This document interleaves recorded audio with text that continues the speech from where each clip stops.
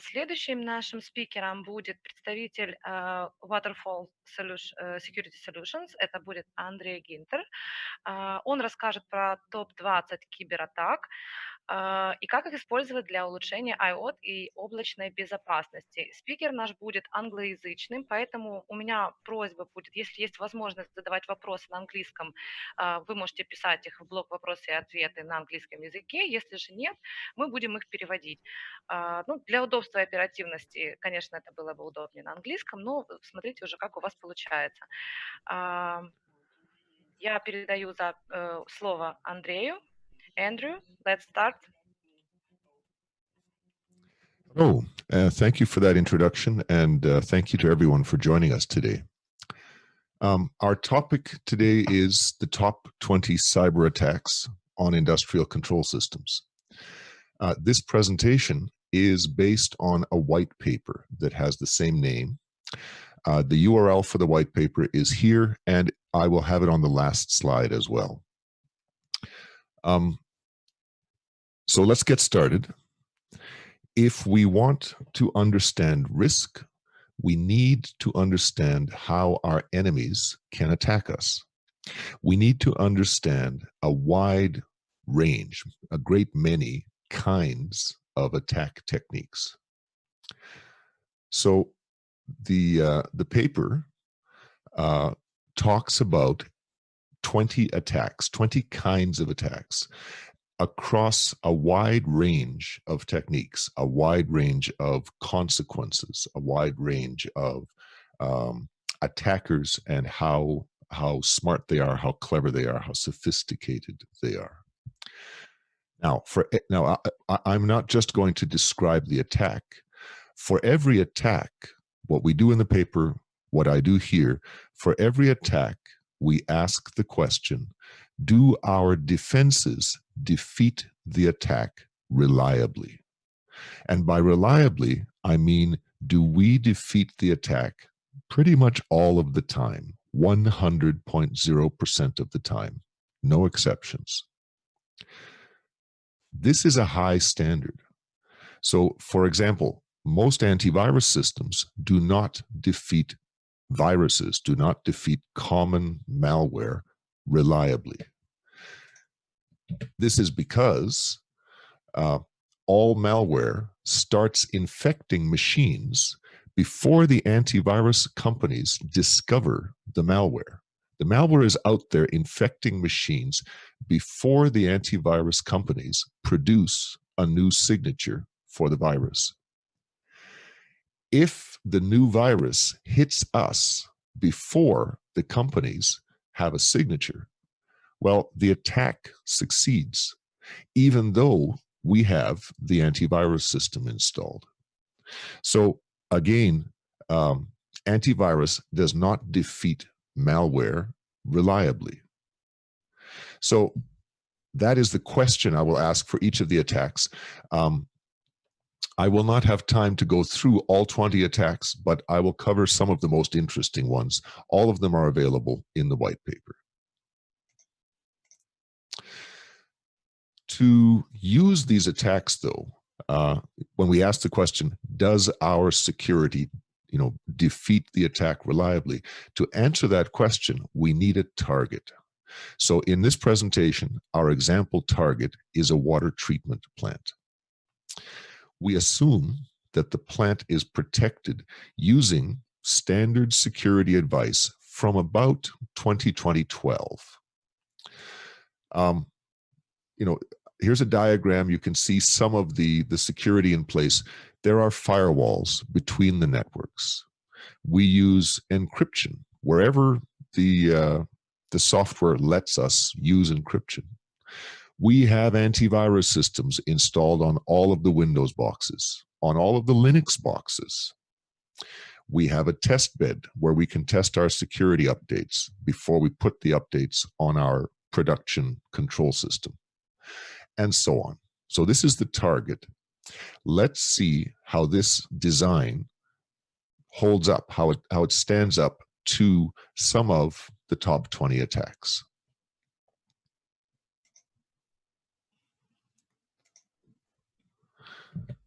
So let's look at attack number 3, common ransomware. This is the software, the malware that we are tricked into downloading and running on the industrial control network. So this is number 3. Ransomware comes from the internet and it winds up on the control system. This design, the 2012 best practice security design, does defeat common ransomware.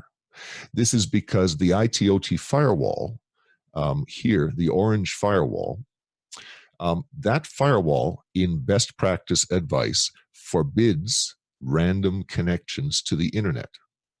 That firewall forbids connections to email servers. So there is no way to download malware from the internet. Number 3 on the right here, there's no way to download that malware into the industrial network. And so we defeat this attack reliably.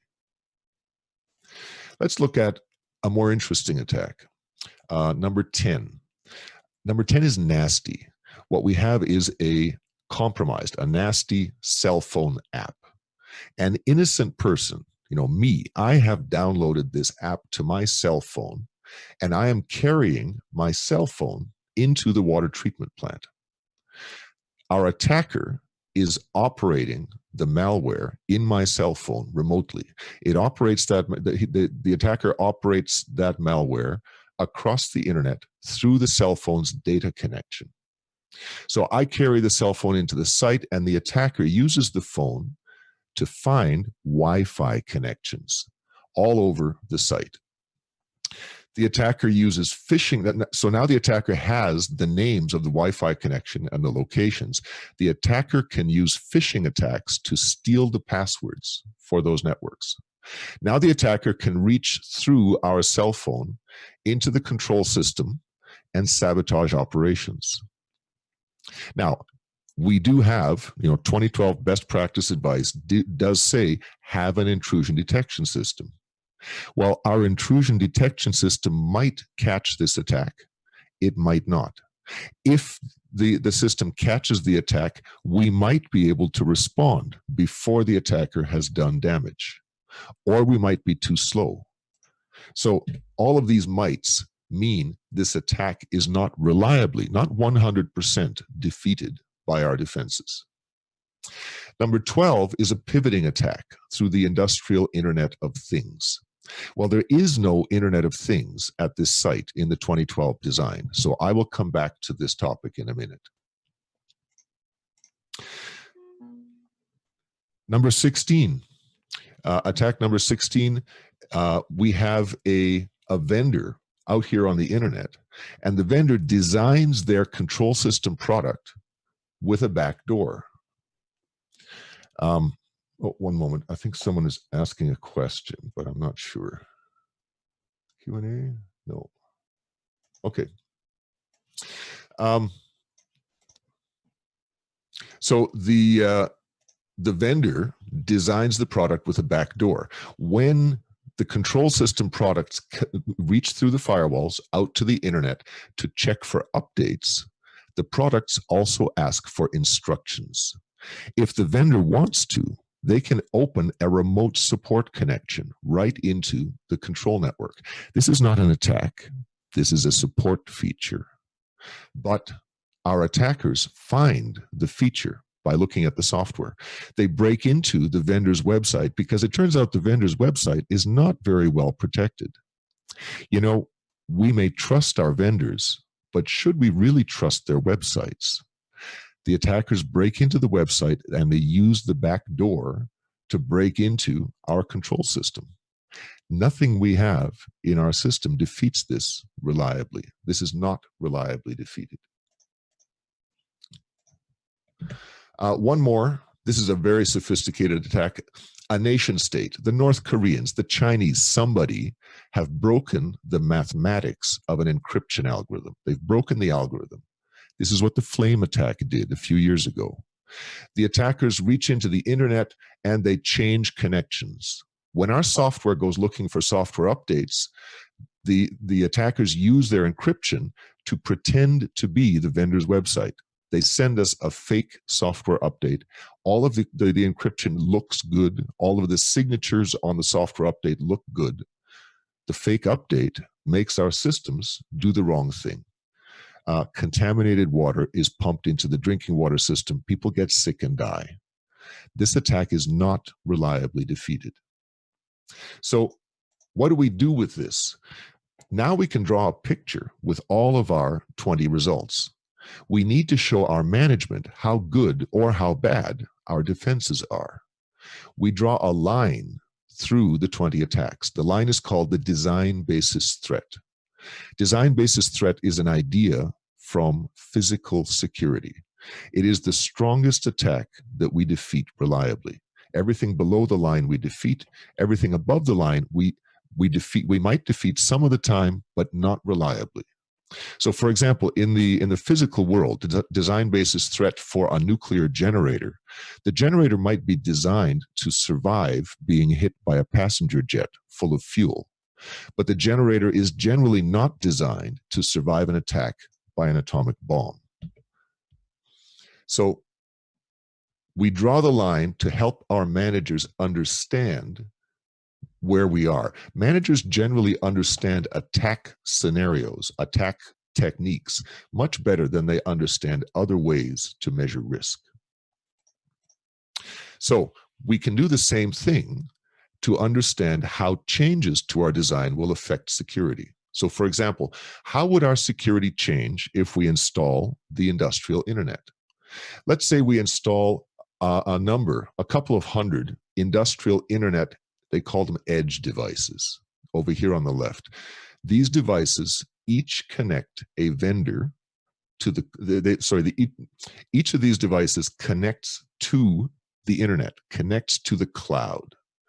They reach to the vendor for the edge device across the cloud, across the internet. So which attacks have different results in this design? Well, in this design, we changed the results for attack number 3. The original 2012 design defeated common ransomware, but that is no longer defeated. This is because in the original design, there was no way to connect through the firewall out to the internet to pull the ransomware. But now there is, because each of these hundreds of edge devices from many different vendors need to connect to virtual machines in the cloud. These virtual machines have DNS entries, but their IP addresses change all the time. So we had to change the firewall to let connections go out to the entire internet. So now we can be tricked into downloading the malware. Attack number 3 is no longer defeated reliably anymore. Attack number 12 is a pivoting attack. An attacker first breaks into some other place, not our site, some other water treatment site, some other factory. The other place is using the same kind of edge devices that we are. The other site, this other place, does not have very good security, so the attacker has no problem breaking into the edge device in this other place. Now it turns out that one of the cloud vendors, and there's many vendors for these edge devices, one of the cloud vendors has bad security.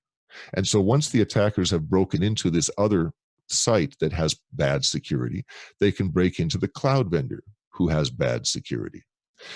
Once they're in the cloud vendor, they can change the firmware in our devices. They can do anything they want to our devices over these connections that we have into the cloud. This is called a pivoting attack. This attack is not reliably defeated, pivoting through the cloud. So these were the only 3 attacks that are different. If we look now at what we used to have with our 2012 design and what we now have with our Internet of Things design, you can see that our security has become weaker. You can see that we reliably defeat fewer attacks. We do not reliably defeat more attacks. What do we do about this? Our management does not like this. They want this fixed. So let's look at the Industrial Internet Consortium Security Framework. This is modern security advice for the industrial internet. The security framework talks about many ways to protect edge devices. It turns out that we already use all of these ways except one. We currently do not use number 4. So let's put unidirectional gateways into our design and see how it works. The gateways are hardware that can send information in only one direction, usually out of a protected network. They let nothing at all back in. For anyone not familiar with the gateways, let me give a fast introduction. A unidirectional gateway is both hardware and software working together. The hardware can send information in only one direction, usually from the control system out to the business network or out to the internet. All cyber attacks are information. It does not matter how clever our enemies are. If no information can get back into the control system, no attacks can get back either. The unidirectional gateway software makes copies of servers. This is the tricky part. Firewalls forward network traffic from one network to another network. Unidirectional gateways are not firewalls. Unidirectional gateways never forward traffic. The software on the gateway is a client on the industrial network. The software on the other side of the gateway is a client on the enterprise network. The software is always a client. On the industrial side, the software, the client, connects to a database, a normal connection. The database might be Oracle, it might be Pi, it might be a historian, but it's a database. The client asks the database for all of its data. The client sends the data out through the strange one-way hardware. And on the other side, the software is a client of another database, an outside database. The software inserts the data into the outside database. Now the outside database is a copy of the industrial database. All of the users on the outside network, they send their questions to the, they send it the normal way to their copy of the database. They get the same answers from their database as they would have received from the industrial database. The outside users have no way to see that they're working with a copy. This is a very accurate copy. All they see is their database, the one they are used to using with. The outside users have no idea that there is a unidirectional gateway here. Everything works normally. And the industrial network is protected. It does not matter how clever our enemies are. It does not matter how many passwords they have stolen. If no information can get back into the industrial network through the gateway, no attacks can get back either. So let's use the industrial internet security framework advice about unidirectional gateways on the water treatment network. Now, with the 20 attacks, we had a fairly complicated design here. I'm only going to talk about a couple of these because I'm only looking at 5 of the attacks. So what I'm going to talk about is this gateway in the middle here that connects the industrial network out to the business network, and this gateway up top here that connects the edge devices straight out to the internet.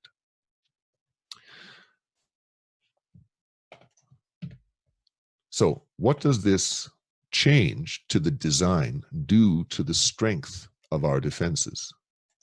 Well, if you remember, we had common ransomware. It was defeated by the 2012 design. It was not defeated by the Internet of Things design. It is defeated here. This is because there is no way anymore for the industrial network to connect to the internet. The gateways are not firewalls. They are clients. The gateways cannot connect industrial systems to the internet. The gateways do not forward packets. The industrial network has no way to connect. We have no way to pull common ransomware into the network. So we are immune to ransomware download attacks. Attack number 10 was the cell phone app looking for control system Wi-Fi connections. None of our new protections affect this attack. This attack is still not defeated reliably. This is not surprising. Nothing is completely secure. No design is completely secure. There are always attacks that still work. This is one of the attacks that still works on this design. There are other things we can do about this attack, but in this example, we have not done them. Attack number 12 was the Industrial Internet of Things pivoting attack. In the new design, the unidirectional gateway connects to the edge devices. This gateway up here connects to the edge devices. The edge devices do not connect to the internet. And so there is physically no way for the cloud systems to send an attack back through the gateway into the edge devices. No firmware, no attack commands, nothing. So this pivoting attack is defeated reliably.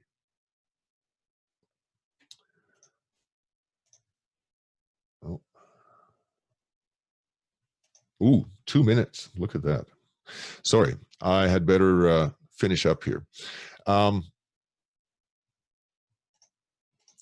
Okay, let me skip the next to the vendor backdoor. Again, nothing gets back in. The nation state crypto, again, is an internet-based attack. Nothing gets back in. Let me finish up here and take some questions. If we look at our results, what does this look like? A modern design, an Internet of Things recommended, a security framework recommended design is much stronger than the 2012 design or the original Internet of Things design. What do we learn from this? Well, the 20 attacks are a way to see how strong our security is. This is a way for business people to understand how much risk we still have. Business people can look at our diagrams. They can ask us, what is the simplest attack that we do not defeat reliably? There is always an attack we do not defeat reliably. We can explain the simplest one, and they can understand how exposed they are. A few words about Waterfall. We are the industrial security company. We invented the industrial use of unidirectional gateways. We have a large family of unidirectional products and unidirectional software connectors. Our head office is in Israel, and we have products deployed all over the world in pretty much every kind of industrial business. So here's my last slide. We need to understand attacks if we want to understand how strong our defenses are. Unidirectional gateways improve our defenses a lot, even when we are using the most modern, the most connected systems like the industrial internet. And the 20 example attacks, I have the URL on the bottom here again. It's a free white paper. These attacks are a good way to show our management teams how secure we are or how secure we are not. And hopefully we can use these diagrams to persuade our management to give us the budget that we need to make our security stronger. So that was what I had for you. Thank you for listening. Do we have any questions? Let me have a look here. Oh, we have no questions. Thank you, Andrew. Yes, hello. Alex, maybe you have a questions for our speaker.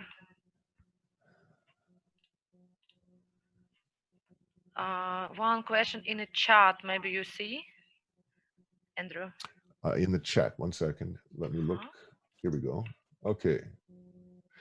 Yes. How do we guarantee that the faithful replica is accurate? There are many, we call them integrity checks, many checks for the accuracy of the replica. There's like something like 8 or 9 levels of checking. But let me give you sort of the simple answer. The simple answer is that it is impossible to make the replica 100% accurate because let's say we have to reboot one of the computers to put a Windows security update on it. While the computer is rebooting, there is no way to receive the data. We lose that data. So, a couple of things. One is when we lose that data, the industrial network has no idea that we have lost the data because the industrial network is blind. The industrial network cannot see anything on the outside. But the gateway is hardware and software. The software on the receiving side can see when the data is lost. There are checksums, there are sequence numbers. The software has no trouble saying, oh, look, I missed something. The software can raise an alert.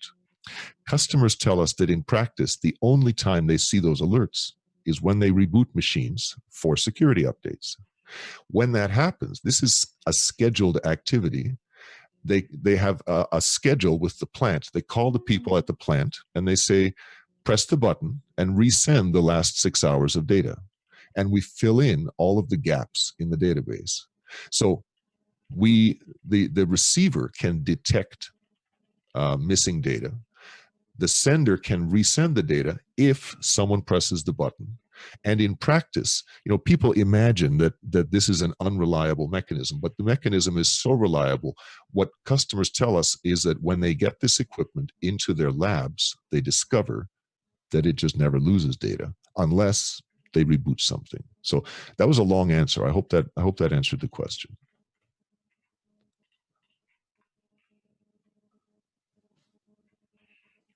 Коллеги, еще есть какие-то вопросы?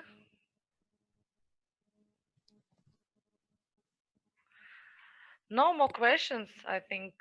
Thank you, Andrew.